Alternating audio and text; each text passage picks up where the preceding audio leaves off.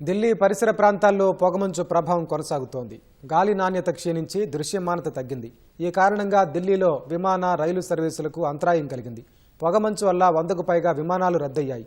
300కు పైగా విమానాలు, 60కి పైగా రైళ్లు ఆలస్యంగా నడుస్తున్నాయి. కేంద్ర కాలుష్య నియంత్రణ మండలి సిపిసిబి డేటా ప్రకారం ఢిల్లీలో ఈ ఉదయం గాలి నాణ్యత సూచి 456గా నమోదైంది.